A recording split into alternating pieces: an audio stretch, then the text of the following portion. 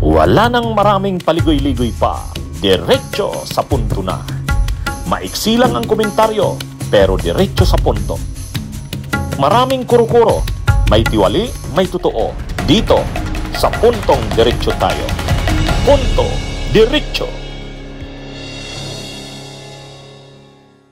Itong si Bato de la Rosa naman, lumabas ang desisyon ngayon ng Korte Suprema. Inanunsyo ng spokesperson ng Korte Suprema. Unbanked decision, denied. Denied yung request ng yung motion. Urgent pa naman yung motion ni Bato. Very urgent nga ba yun? Very urgent motion. Ano ba yung motion? Yung motion ay mag-issue ang Korte Suprema ng temporary restraining order at ikumpel persahin si Ombudsman Boying Rimulya na ilabas yung kopya ng sinasabi niyang ICC warrant of arrest. Yun yung yan yung motion nila, si Torion ang gumawa. Gusto nilang ikumpel, pilitin, mandatory, manduhan ng Korte Suprema si Ombudsman Boying Rimulya na irabas ni Boying Rimulya yung sinasabing ICC warrant of arrest. Kasi sabi ni Boying Rimulya, mayroon siyang kopya sa cellphone niya. Bagamat unofficial, mayroon siyang kopya. So gustong yon. Gusto ng nilat Bato de la Rosa sa pamamagitan ng abogado niyang si Torion, ilabas yung ng Korte Suprema, orderan si Boying.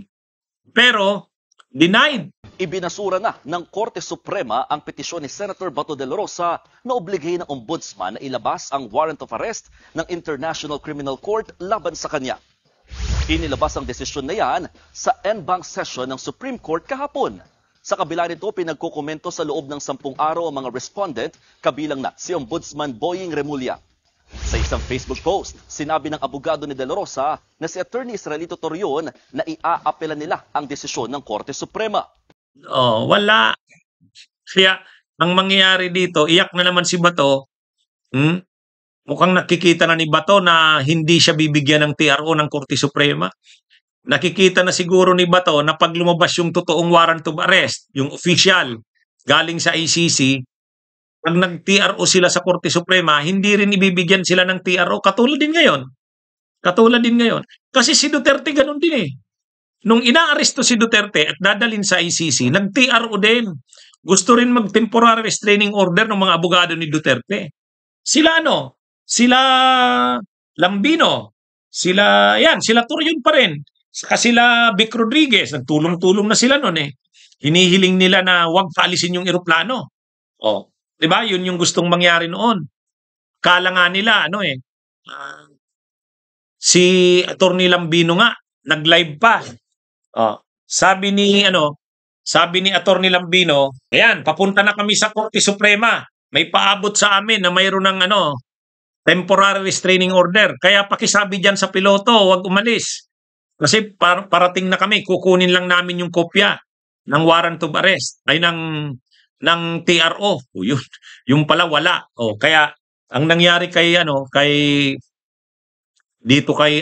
Attorney Lambino, pinagpapaliwanag ng Korte Suprema. Sabi ng Korte Suprema, explain mo bakit hindi ka dapat patawan ng disciplinary action ng Korte Suprema sa ginawa mo. Bakit ka nagkakalat na may TRO samantalang wala naman? Kaya yung TRO, mahihirapan si Bato diyan.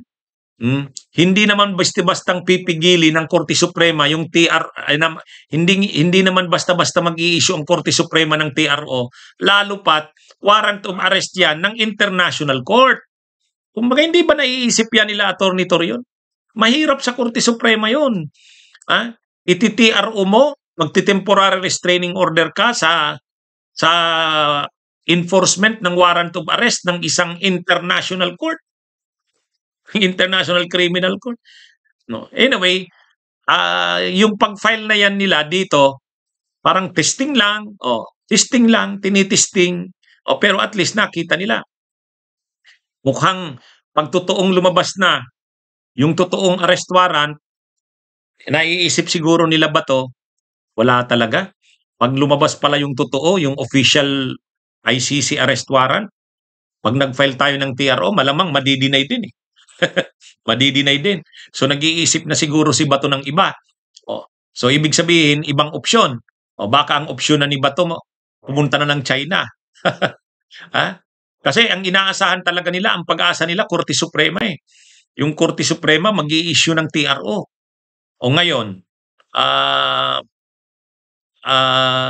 parang sa parte nga ni Boying Rimulya, ni Ombudsman Boying, parang tinisting lang sila Bato. Ano kayang magiging reaksyon nila Bato? Ano kayang gagawin nila? O yun, linabas ni Ombudsman Boying kahit hindi pa official. Sila Bato naman, nag-testing din. Ano kaya ang magiging stand ng Korte Suprema kung humingi tayo ng TRO? Halimbawang may warrant of arrest na. Ano kaya magiging stand? Tinisting naman nila sa Korte Suprema. Very urgent motion for the issuance of temporary restraining order. Wala. At hinihingi nila sa Korte Suprema, orderan si Ombudsman Rimulya na i-produce yung kopya, kahit unofficial, kahit yung nasa cellphone niya na copy. Wala. Hindi pinagbigyan ng Korte Suprema kasi masyadong kasi yan. Ang issue na yan ng International Criminal Court, iniiwasan siyempre ng Korte Suprema magkialam sa issue na yan. Napaka masilan na usapin yan para makialam ang Korte Suprema diyan. Kumbaga enforcement ng international warrant of arrest. Kahit pa yung Interpol, magi-enforce ng nito. Halimbawa ganito, ang ICC susulat sa Interpol, hihingi ng tulong. Yung Interpol naman makikikoordinate sa Philippine authorities. Yung Philippine authorities naman tutulong sa Interpol in compliance sa ating obligasyon sa Interpol kasi member din tayo niyan. O ngayon, papakialaman ba ng Korte Suprema yon na pigilin ng Interpol? Hindi yung gagawin ng Korte Suprema. Kaya hindi ganun kadali yung TRO para sa Korte Suprema. Hindi yan. Ang Korte Suprema, pag mga ganyan, mas desisyon yan ng executive. Desisyon ng executive yan. Cautious. Very cautious ang Korte Suprema na manghimasok dyan sa mga ganyan, mag-intervene. Kasi kapangyarihan ng executive. Yung mga ganyan, yung pagkikipag-cooperate sa Interpol, pwede bang pigilan ng Korte Suprema na wag makipag-cooperate sa Interpol? Mahirap. Kaya hindi ba yan naiisip nila Bato? Anyway, at least nalaman na ngayon ni Bato na mahirap pala. So dahil mahirap, ang isipin siguro nila Bato, mukhang wala tayong pag-aasa sa Korte Suprema. Pag lumabas yung totoong warrant of arrest, yung official, wag na tayong umasa sa TRO, ang hirap. Siguro ang dami ng plano ni Bato. Isang option diyan, sabi nga doon sa pag-uusap namin ni former Secretary Ronald Llamas, posible talagang isipin ni Bato na pumunta ng China. Kung ayaw niya talagang magpa-aresto, wala. Dito sa Pilipinas, mahirapan siya magtago dito. Kilalang-kilala siya dito. Kitang-kita ang kanyang ulo. Mahirapan siya dito.